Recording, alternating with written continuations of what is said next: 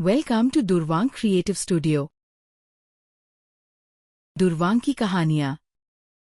देखा, हम समय से मंदिर आ गए और आराम से भगवान के दर्शन भी हो गए। हाँ माँ जी, भगवान का दर्शन करके दिल को काफी सुकून मिल रहा है। मेरा तो मन ही नहीं कर रहा यहाँ से जाने का। राधा अपनी दोनों छोटी बहू सुषमा और लता के साथ दर्शन के लिए आज मंदिर आई होती है। भगवान के अच्छे से दर्शन कर राधा दोनों बहुओं के साथ मंदिर से जाने लगती है। तभी वहां राधा को उसकी जान पहचान की विमला और जयंती नाम की दो औरतें मिलती हैं। अरे राधा बहन, तुम भी आज दर्शन के लिए आई हो? वैसे ये तुम्हारी दोनों छोटी बहुएं हैं ना, सुषमा और लता। बड़ा सुना है इनके बारे में। वैसे कितना समय हो गया तुम दोनों की शादी को? मेरी शादी को 4 साल हुए और सुषमा की शादी को 3 साल। शादी के इतने साल बाद भी तुम दोनों अभी तक माँ नहीं बनी? मेरी बहू ने तो शादी के 6 महीने बाद ही खुशखबरी सुना दी थी। अरे वो मैंने ही ने कहा था कि इतनी जल्दी बच्चा करने की कोई जरूरत नहीं है। अभी तुम लोगों की उम्र ही क्या है, आराम से कर लेना बच्चा। रहने दो राधा बहन, सारा मोहल्ला जानता है कि तुम्हारी दोनों बहुएं माँ नहीं बन सकती हैं। अरे ये तो बांझ है, बांझ। और नहीं तो क्या, भला शादी के इतने साल के बाद भी अगर कोई औरत माँ ना बन पाए तो हम उसको कहेंगे? एक तो तुम अपने दोनों छोटे बेटे के लिए गांव से काली लड़कियों को चुनकर लाई हो, वो भी ऐसी जो कभी तुम्हारे वंश को आगे नहीं बढ़ा सकती। अरे राधा बहन, तुमने तो अपने पैर पर खुद ही कुल्हाड़ी मार ली। इतना कहकर जयंती और विमला दोनों सुषमा लता पर हंसने लगती हैं, जिसे देख राधा। खबरदार जो एक लफ्ज और निकाला मेरी बहुओं के खिलाफ। मेरी बहुएं रंग रूप में भले ही काली हैं, लेकिन उनका दिल किसी हीरे से कम नहीं है। और रही बात माँ बनने की, आज नहीं तो कल वो माँ बन ही जाएंगी। और अगर नहीं बनी तो मैं अनाथ आश्रम से बच्चों को गोद ले लूंगी, समझी? तुम अब जाओ यहाँ से। राधा का जवाब सुन विमला और जयंती मुंह बनाकर वहां से चली जाती हैं। लेकिन वहीं सुषमा और लता को अपने लिए बांझ शब्द सुन काफी ज्यादा दुख होता है। लता बहू, तुम दोनों क्यों उदास हो रही हो? छोड़ो इन लोगों की बातों को, इन्हें तो आग में घी डालने का शौक है। चाहे जो कुछ भी हो, लेकिन कहीं ना कहीं इनकी बात सच है। हम आज तक आपको दादी बनने का सुख नहीं दे पाए हैं। एक औरत का जीवन तब तक अधूरा रहता है जब तक वो एक माँ नहीं बन जाती। क्या हमारा जीवन कभी पूरा नहीं होगा? ऐसा मत कहो, भगवान सब देख रहा है। आज नहीं तो कल वो तुम्हारी सूनी गोद को जरूर भर देगा। चलो रोना बंद करो और मुस्कुरा दो। राधा कहने को तो सुषमा और लता की सास थी, लेकिन उसका प्यार अपनी दोनों बहुओं के लिए एक माँ के जैसा था। शादी के इतने समय के बाद भी अपनी दोनों बहुओं के माँ न बन पाने के बावजूद भी राधा का प्यार उन दोनों के लिए कभी कम नहीं होता।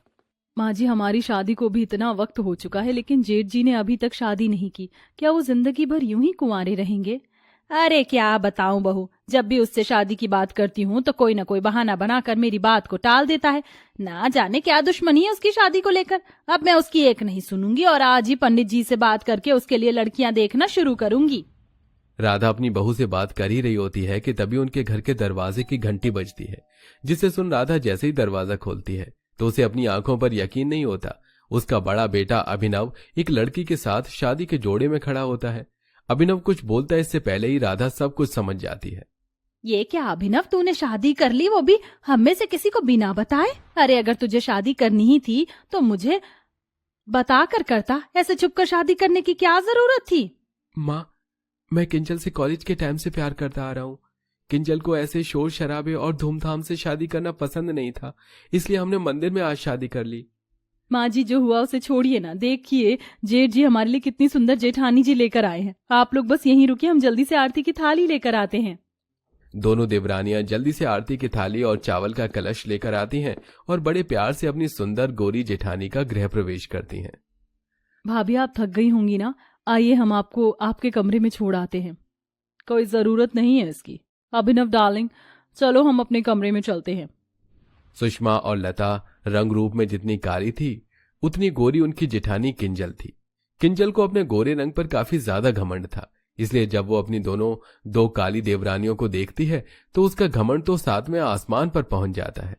घर की बड़ी बहू होने के बावजूद भी किंजल घर की किसी जिम्मेदारी को नहीं संभालती थी। जहां शादी के 4 साल के बाद भी दोनों देवरानियां गर्भवती नहीं हो पाती, वहीं शादी के 2 महीने बाद ही किंजल गर्भवती हो जाती है। भगवान करे मेरी सारी खुशियां तेरी झोली में आ जाएं किंजल बहू। अब तू अपना बहुत ध्यान रखेगी और बाहर की चीजें नहीं खाएगी। आज के बाद मैं तेरा खाना भी देसी घी में ही बनवाऊंगी। अपनी जेठानी की प्रेगनेंसी की खबर सुनकर दोनों काली देवरानियां काफी खुश होती हैं और अब खुद से भी ज्यादा अपनी जेठानी का ख्याल रखने लगती हैं। किंजल, हम तुम्हारे लिए ये केसर वाला दूध और ये फल लेकर आए हैं, जल्दी से पी लो। तुम दोनों से मैंने कितनी बार कहा मेरे कमरे में आओ तो नॉक करके आया करो, क्यों अपनी ये बार बार काली मनहूस शक्ल लेकर मेरे सामने आती हो? तुम दोनों की इस काली शक्ल को देख देख कर कहीं मेरा बच्चा भी तुम्हारी तरह काला पैदा ना हो जाए। खुद तो माँ नहीं बन सकती, कम से कम मुझसे तो मेरी माँ बनने का सुख मत छीनो। अपनी जेठानी की ऐसी बातें सुन दोनों देवरानियां रोते हुए अपने कमरे में आ जाती हैं। हे माता रानी, तू तो सारी जगत की माँ है, तो क्यों हमारे साथ ये नाइंसाफी होने दे रही है? हमारी बेसुनी गोद को भर दे माँ। सुषमा लता माता रानी से प्रार्थना करते हुए काफी रोने लगती हैं और ऐसे ही 1 महीना गुजर जाता है। शायद इस बार इन दोनों देवरानियों की पुकार माता रानी ने सुन ली थी और आखिरकार इतने सालों के बाद दोनों देवरानियां एक साथ गर्भवती होती हैं, जिसकी खबर से राधा काफी ज्यादा खुश होती है। मैंने कहा था ना कि एक ना एक दिन तुम दोनों की ये सूनी गोद जरूर भरेगी। देखा, माता रानी ने सुन ली हमारी। सुषमा लता की जिंदगी में तो जैसे जीने की एक नई उम्मीद आ चुकी थी। गर्भवती होने के बावजूद भी दोनों देवरानियां पहले की तरह ही घर की सारी जिम्मेदारियां संभालती हैं, लेकिन साथ ही अपना अच्छे से ख्याल भी रखती हैं। समय से दवाई लेना, एक्सरसाइज करना, घर का हेल्दी और साफ सुथरा खाना खाना, जिससे वो दोनों काफी फिट रहती हैं। लेकिन वहीं जेठानी को तो अपनी प्रेगनेंसी से कोई मतलब ही नहीं था। वो तो बस पूरा दिन बाहर की चीज खाती और आराम फरमाती। अरे किंजल बहू, तुझे मैंने आराम करने को नहीं कहा था, लेकिन तू तो सुबह से शाम तक बिस्तर पर ही पड़ी रहती है। अरे सुषमा लता बहू भी तेरी तरह गर्भवती हैं, लेकिन वो तो पूरे घर को संभालती हैं। ऐसी हालत में इतना ज्यादा आराम करना भी ठीक नहीं है। थोड़ा चल उठ, घर के काम कर। माँ जी, जैसी उनकी शक्ल है ना, वो उसी के लायक है। किंजल अपनी प्रेगनेंसी में हर बार आराम कर रही थी, जो हर एक प्रेग्नेंट औरत को करने से मना ही होती है। किंजल बहू, कितनी बार कहा है तुझे कि बाहर की चीजें मत खाया कर। जब देखो बर्गर, पिज्जा, ये तेल की मसालेदार चीजें खाती है। ये कितनी गंदी तरीके से बनती हैं। अगर तेरा कुछ चटपटा खाने का मन करता है तो हमें बोल, हम तुझे घर में बना कर देंगे। प्लीज माँ जी, मेरे खाने पीने पर टोक मत लगाइए। मेरा जो मन करेगा मैं वो खाऊंगी, और ये सारा खाना मैंने अच्छे होटल से मंगवाया है, तो भला इन्हें खाने से मेरा क्या नुकसान होगा? सबके लाख समझाने के बावजूद भी किंजल अपनी हरकतों से बाज नहीं आती। समय गुजरता है और किंजल का नवा महीना भी शुरू हो जाता है। डिलीवरी के समय किंजल को काफी ज्यादा प्रॉब्लम होने लगती है। देखिए, माँ और बच्चे की हालत बहुत ज्यादा खराब है। हमें जल्द से जल्द इनका ऑपरेशन करना होगा, और इस ऑपरेशन में भी पूरे चांसेस नहीं है कि हम माँ और बच्चे दोनों को बचा सके। डॉक्टर की ऐसी बात सुनकर सभी लोग काफी घबरा जाते हैं। वहीं सुषमा और लता अपनी जेठानी और उसके बच्चे की सलामती के लिए कई घंटे तक भगवान से प्रार्थना करती है। हे भगवान, तू एक माँ से कैसे उसकी औलाद को जुदा कर सकता है? अपना कुछ तो चमत्कार दिखा, हमारी जेठानी और उनके होने वाले बच्चे को दोनों को बचा ले। हम तो तेरे आगे भीख मांग रहे हैं। सभी सीनियर्स डॉक्टर मिलकर किंजल का ऑपरेशन करते हैं। इस ऑपरेशन से किंजल और बच्चे की जान तो बच जाती है, लेकिन बच्चे की हालत काफी ज्यादा खराब होती है। लगता है आपकी बहू ने प्रेगनेंसी के समय कुछ बाहर की चीज खाई थी, इसलिए इसका असर उनके बच्चे पर हुआ है। बच्चे को एक बहुत सीरियस इन्फेक्शन है। हमें इसे कुछ दिनों तक ऑब्जर्वेशन में रखना होगा। देख लिया तूने हमारी बात ना मानने का नतीजा? और खा बाहर की चीजें, इसीलिए मैं तुझे मना कर रही थी। देख लिया तूने अपनी करनी का नतीजा। तेरे किए की सजा वो मासूम बच्चा भुगत रहा है। अपने बच्चे की ऐसी हालत देख किंजल को काफी दुख होता है। वहीं कुछ दिनों के बाद जैसे ही किंजल का बच्चा ऑब्जर्वेशन से बाहर आता है, तो अब किंजल की दोनों काली देवरानियां मिलकर किंजल के बच्चे का काफी अच्छे तरीके से ध्यान रखती हैं, और सिर्फ कुछ हफ्तों में किंजल का बच्चा बिल्कुल स्वस्थ हो जाता है, जिसे देख किंजल अपने दोनों देवरानियों से अपने किए की माफी मांगती है। मुझे माफ कर दो लता सुषमा, मैंने तुम दोनों के साथ कितना बुरा सलूक किया।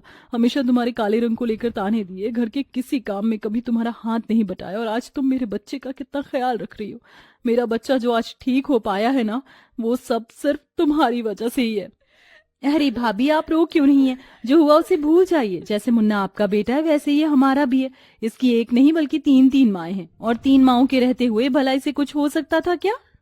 लता सुषमा की बात सुन किंजल उनके गले लग जाती है, और अब कुछ दिनों में लता सुषमा भी 2 प्यारे प्यारे बच्चों को जन्म देती है, जिनका किंजल बिल्कुल अपने बच्चों की तरह ही ध्यान रखती है।